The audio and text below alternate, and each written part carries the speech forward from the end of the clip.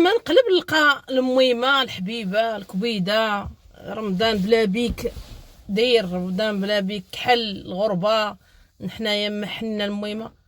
كاع اللي كيخمم بهاد العقليه هادي، وكاين اللي كاع اللي كيفرق بين الام وبين الاب، والله العظيم الى انسان غير كامل. فهمتوني؟ غتقول لي الاب، شوفوا شتي الضروره ديال الاب بحال الضروره ديال الام من الاخر. وفاش الرسول عليه الصلاه والسلام قال لك امك ثم امك ثم امك ثم ابوك، راه ماشي طيح من قيمه الاب، نو اللي كياخذ الدين بالمقلوب. اكد على الام، لان الام ضعيفه حساسه، رهيفه المشاعر، يعني بزاف د الحوايج متعلقه بالتكوين ديالها وبالنفسيه ولكن ما هضرش على القيمه بان هي احسن اكثر قيمه من الاب، حيت اغلبيه الناس بحال هكا.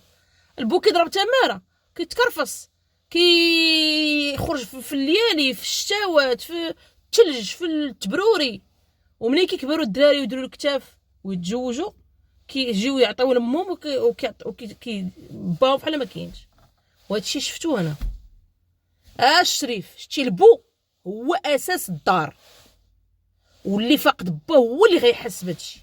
البو هو الوتاد، والبو ملي كيمشي كلشي كيترون، وسورتو الا كانت عنده شخصيه وكانت عنده صرامه.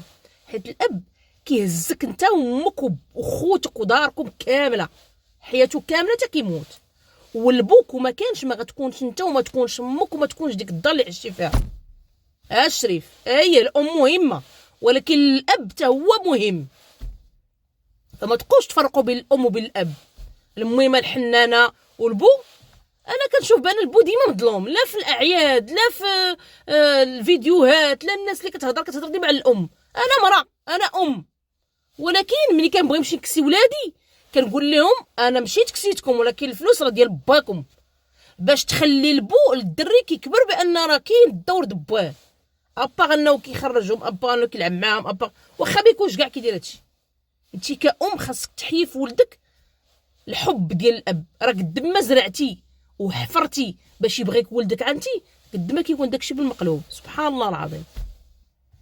فإلا ولدك كبر وعرفك بانك كنتي كتحبيه في باه، غادي يزيد يحبك ويزيد يقدرك ويزيد يعطيك قيمه اكثر من القيمه اللي عطاك الله تعالى. فهمتوني؟ فبركه ما تهمشوا الاب، والاب اهم حاجه في الحياه. انا كنقول ابي ثم ابي ثم ابي ثم امي. السلام عليكم.